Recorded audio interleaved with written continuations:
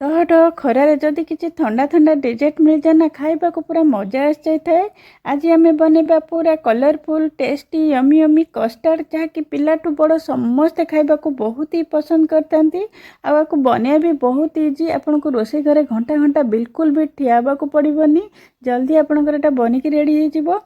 आ perfect कस्टार्ड केमती बनबे आ केमती 3-4 दिन स्टोर करी रखिबे सब टिप्स मैं शेयर करिछि। आपण एटा को निश्चय थरे ट्राई करंतु, निजे खांतु, घरे समस्त को खुआंतु, समस्त घरे आपणकर बहुत ही प्रशंसा करिवे।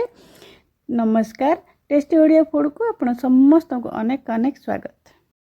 एटी गैस उपर मु गोटे सस्पेन रखिकी एटी 1 लिटर क्षीर मु दउची। क्षीर आपण फैट वाला भी नहीं पारे, नॉर्मल क्षीर भी नहीं पारे, किसी असुविधा नहीं। मुझे फैट वाला क्षीर नेउची तो 1 लिटर क्षीर मुझे नेउची। तो पानी बिल्कुल बेसी देबेनी। मुझे 2-3 चम्मच पाखापाखि पानी से जरीटा खाली धोईकी देली। तो गैस मुझे ऑन करी गैस फ्लेम को हाई रे रखुची। हाई फ्लेम रे आपको भल कि प्रथमे फुटिया पाई छाड़ीदेबा, टिके मझे गोले दौथे। तो फुटे माने देखिपे क्षीर पूरा भल कि 1-2टा फुटण आसला परे ना आमे कौन करबा, गैस फ्लेम को लो करदबा। लो फ्लेम रे आमे टिके क्षीर को माने 4-5 मिनट पाखापाखि सिझिया पाई छाड़िया। तो ये देखो गैस को मु लो कर देछि। एठी 150 ग्राम रो मु चीनी दे दउछि। 1 लिटर क्षीर पाई मु एठी 150 ग्राम रो चीनी दउछि। आपण चाहिले मीठा आपण हिसाब रे कम बेसी करि परिबे। तो मीठाटा को एनहांस करिया पाई 1 पिंच मात्र लूण देबे, लूण बेसी बिल्कुल देबेनी। तो आपको भल कि गोलेबा जमती माने चीनीटा भलसे मेल्ट हम। आम आपको 5 मिनट छाड़ीदेबा पूरा भलसे फुटियापाई। एबे आम कौन करबा, ये गोटे बाउल मुझे 4 बड़ चामच कस्टार्ड पाउडर नौची। तो 1 लिटर क्षीर को पूरा फुल मापिकी जदि आप 4 बड़ चामच कस्टार्ड पाउडर दौरान ना आपंकर कस्टार्ड पूरा परफेक्ट हम। आपको पछरे आ गोले एक्सट्रा दबा पड़ोनी कि आपन को फुटे की बेसी मारिया को भी पड़ोनी। तो ये देखो मुझे ठंडा पानी यूज कले आधा कप पानी रे मुझे गोलाऊँगी। आप चाहिए यहाँ क्षीर उषुम उषुम क्षीर रे गोले पारे या ठंडा क्षीर भी गोले पारे, किंतु लम्स बिल्कुल रही जमी। गरम क्षीर बिल्कुल भी यूज करेंगे, गरम क्षीर एटा जदि गोलेबे लम्स हो। तो ये देखो यहाँ पूरा एमती देखिपे केते बढ़िया से गोले हो गला। तो आपको मुझे साइड रखी। यहाँ 5 मिनट क्षीर फुटीगला। तो जिते बड़े आप पकेबे ना आउ थे भलसे चामच रे गोले देबे, कहीं तले पूरा बसी जाए। गोले गोले कि आप पकेबे, गोटे हाथ में पकेबे आउ गोटे हाथ में भलसे गोलेबे। गोलेबा बिल्कुल भी ये बंद करेंगे नहीं तो पूरा लम्स पड़ो। तो भल कि आपको गोलेबे जमती कि आउ थे भल कि फुटिया पर्यंत हाई फ्लेम दे देबे। हाई फ्लेम रे आपको भल कि देखिपे यहाँ पूरा भलसे मोर फुटीगला। फुटीगला थरे भल से फुटीगला आपन ताको गैस फ्लेम को लो करदेबे। आपर एमती कंटिन्यूस गोले आपन को दरकार नहीं। 1 मिनिट डिफरेंस आप एमती गोलेबे। आटा को 5 मिनट आप छाड़ीदेबे पूरा माने भल कि टे फुटिया पाई। मझे मझे टे गोलौथिबे ताको। तो एबे आम 5 मिनट छाड़ीदेबा ताको। एटा पूरा 5 मिनट फुटिला परे मु आपनको देखौची। एटी देखि परथिबे आर कंसिस्टेंसी केमती अछि। तो एमिति ही रखिबे, काइना एटा रहिला परे आउरी बहलिया हे जिवो।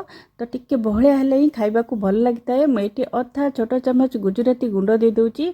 6-7टा गुजराती की छेचिकी तार चोपाटा को मु माने अलगा रख देइतली, खाली गुंडटा एटी यूज करची। चोपाटा देले खाइबा को बिल्कुल भल लागबनी। तो आकु हमें पूरा ठंडा करिया को छाड़ी दबा। गैस को बंद कर देइची। आकु पूरा नॉर्मली ठंडा करिया को छाड़ी दबा। 1-2 घंटा आपण बाहर रखिदेबे। ये जो साइड लगी ना एमती चामच साइज बाहर करदेबे। आ मझे मझे तक गोलौथिबे, 1-2 मिनट डिफरेंस रे गोलौथिबे, कहीं ऊपर ना सर भाया एमती रही। तो पूरा ठंडा है परे ये देखिपे मोर ये पूरा ठंडा हो गला। 2 घंटा पाखापाखि मुझे बाहर रखिदेली। तो ठंडा है पर आम कभर करी फ्रिज रखिदेबा। 3-4 घंटा पाखापाखि फ्रिज रखिदेबा। 2 घंटा पर भी आप खाईपारे यहाँ को, किंतु 3-4 घंटा रखिदेले भल कि ठंडा हो खाया को बहुत ही टेस्टी लगे। तो ये देखो आपड़ सेमती जदि ठंडा खाइबा को चाहूना ना आपड़ सेमती बनईकी माने बाहर रखिकी ठंडा करिकी फ्रुट्स पकईकी भी खाई परिबे, किछि भी असुविधा नहीं। किंतु ठंडा ठंडा हेले टिके खाइबा को भल लागिथाए।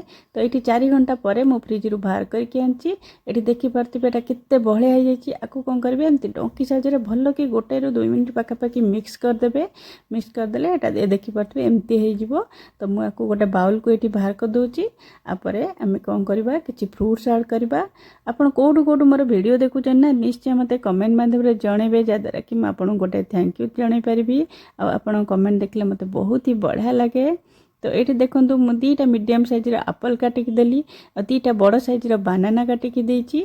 आ एटी डालिम्ब मझे मु आधा कप दे दूची। फ्रुट्स आपण हिसाब से आप कम बेसी करि परिबे। ये मो पाखे जहाँ फ्रुट्स अवेलेबल थिला मुझे आड कर आपड़ चाहिए ये ग्रेप्स मैंगो आउ मार्क्स मेलन भी पकई पारे कि अलग जो फ्रुट्स माने फ्रुट्स थी भी आप पकई पारे कि ऑरेंज आउ वाटरमेलन ये बिल्कुल पकेबेनी। तो ये मुझे गोले देती आपड़ जदि कस्टार्ड अधिका बन देती आउ 2 दिन पर्यंत रखिकी खावा चाहूँगी तो सबूतक कस्टार्ड फ्रुट्स बिल्कुल पकेबेनी। जी आप खाइबे से फ्रुट्स आप आड करेंगे बाकी तक आप फ्रिज रखिदेवे जिते बड़े खाइबे ना सेते बाहर करके सांगे सांगे फ्रुट्स आड करेंगे सबूतक करके आम जब रखिदेबा फ्रिज रे तो सेटा पानी फाटिला भाया हो जाए। तो ये देखूँ मैंने ये ड्राई फ्रुट्स आड कर ड्राई फ्रुट्स मु काजू आ 2 प्रकार किसमिश आलमंड 2 चम्मच पखापाखि लेखा मुझे सब देती यहाँ पूरा ऑप्शनल अच्छी किंतु तेल टेस्ट बहुत ही बढ़िया आसता है आ पिला मानक बहुत ही पसंद आसता है। तो ये देखिपे आर केते बढ़िया देखा जाउची कलरफुल होगी। तो आपण ना यहाँ को निश्चय थे ट्राए करूँ गरम दिन में बहुत ही बढ़िया लगी थाए आपड़ जेकोसी पूजा पर्व भी बनईकी आप खाईपारे आग को रामनवमी आदि आप फ्रुट्स खाऊँच तो यहाँ बनईकी निश्चय थे खातु समस्ते घरे पसंद करेंगे। तो निजे खातु आपण परिवार समस्त को खुआतु। तो मोर रेसिपी जदि पसंद आसे वीडियोटी को निश्चय गोटे लाइक करूँ आपण सांगसाथी मध्य शेयर करूँ और प्लीज मो चैनल को निश्चय गोटे सब्सक्राइब करूँ। आज रही पुणे आसपी आ गोटे नुआ रेसिपी नहीं कि बाय बाय।